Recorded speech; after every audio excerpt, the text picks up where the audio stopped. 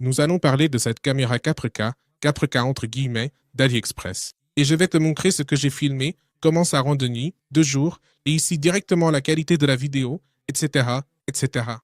Mais avant tout, il faut commencer par dire que la qualité de la caméra, même si ici il est écrit 4K, en réalité elle n'atteint que 1080 lorsque tu transfères tous les fichiers sur ton appareil, sur ton Windows, disons, ou sur ton Mac ou sur l'appareil sur lequel tu les transfères.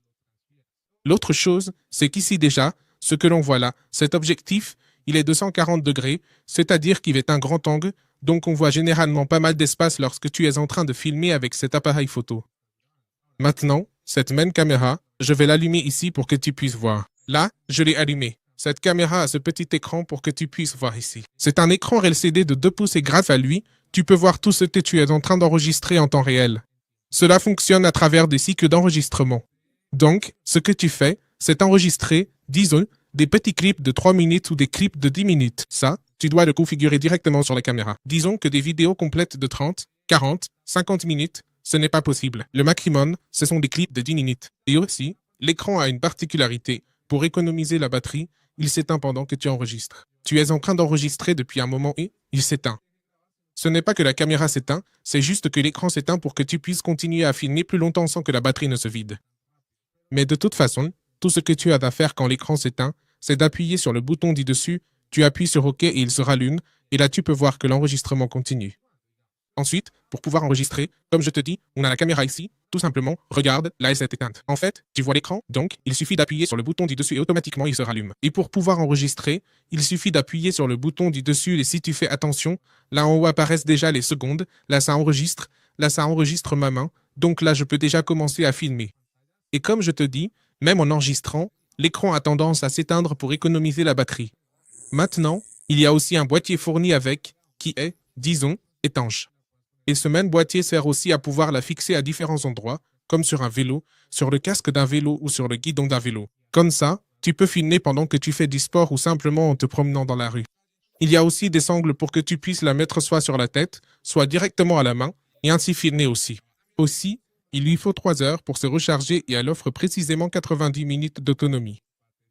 Et oui, exactement comme ils l'annoncent dans leur fiche produit sur AliExpress, car cette caméra vient d'AliExpress, la batterie dure effectivement comme ils le disent. Je n'ai rien à redire là-dessus, honnêtement. C'est vraiment comme ils le disent. D'ailleurs, il y a quelque chose d'assez important. N'oublie pas qu'il existe 20 000 versions de ce type de caméra. C'est-à-dire, il y en a qui arrivent ici avec un autre logo, d'autres avec des textes différents. Et cela, c'est parce qu'elles proviennent de différents fabricants, donc je te laisserai le lien dans la description de la vidéo pour cette caméra en particulier, au cas où tu voudrais acheter celle-ci, car il peut y avoir des différences selon les versions et les références. Tu peux utiliser des cartes SD, des micro SD qui s'insèrent là. Si tu arrives à le voir, il y a la fente, il suffit d'appuyer pour la retirer et elle sortira simplement. Regarde, là, elle est sortie. Donc, tu la retires simplement, tu l'extrais et voilà, c'est bon, tu l'as. Ceci est une micro SD de 64 Go, même si dans la description, il est indiqué qu'elle prend en charge jusqu'à 32, mais j'ai quand même mis celle de 64 et elle a parfaitement fonctionné. En fait, c'est bien mieux parce qu'une vidéo d'environ 2 minutes enregistrée en 4K, c'est-à-dire avec le réglage 4K de la caméra, prend à peu près 200 mégaoctets. Donc, voilà, tu as aussi cette option-là. N'oublie pas non plus que tu peux retirer la batterie. La batterie est amovible. Tu peux enlever ce couvercle juste ici en dessous. Attends, c'est le mieux. Ce couvercle ici. Donc, tu retires ce couvercle et là apparaît comme un petit papier, celui-ci juste là. Alors, ce petit papier, tu peux le déplacer ici et comme je te dis, tu le bouges comme ça et la batterie sort. Voici la batterie, elle se place ici et tu peux la mettre. Elle ne me laisse pas la retirer. La caméra allumée. Je viens de découvrir ça, c'est comme s'il y avait un aimant. Donc, quand elle est allumée, il faut d'abord l'éteindre, puis tu peux retirer la batterie parce qu'elle ne me laissait pas le faire. Je pense que c'était ça, donc je l'ai éteinte et là j'ai pu retirer la batterie à nouveau. Mais bon, c'est simplement au cas où il t'arriverait quelque chose comme ce qui m'est arrivé tout à l'heure. Et en fait, quand j'utilise la caméra, parfois elle se fige ou se bloque. Donc, quand ça arrive, tu n'as pas d'autre choix que d'enlever la batterie et de la remettre, parce qu'il y a un bouton pour l'éteindre correctement, mais ce bouton cesse aussi de fonctionner quand la caméra se bloque. C'est donc quelque chose à garder en tête. Et une fois que tu as fait ça, il te suffit de remettre le couvercle et tout refonctionne, tu peux rallumer la caméra. Et bon, maintenant, je vais te montrer quelques extraits que j'ai filmés avec cette caméra pour que tu puisses voir, car au final, c'est ça qui compte le plus, surtout les extraits.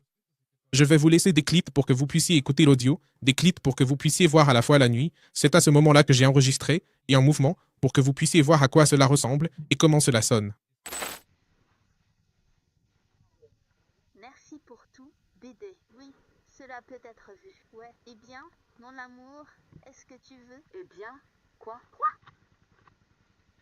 Regarde, ils sont en train de traverser avec les vêtements là-bas.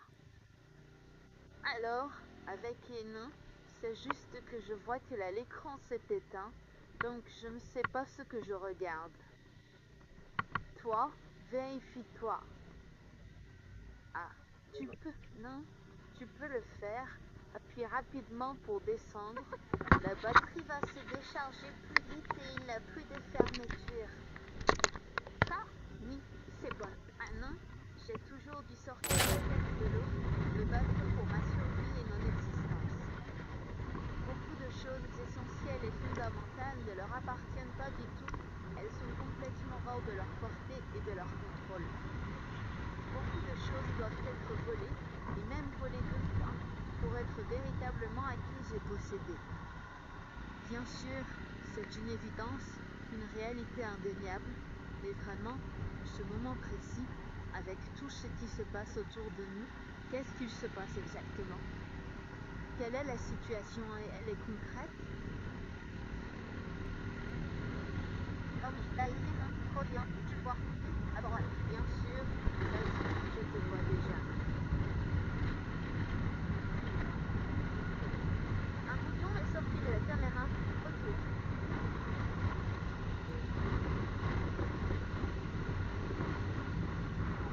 Et comme tu as pu le remarquer dans les extraits, le son n'était pas bien capté et ce n'est pas du vrai 4K, la qualité est proche du 480p.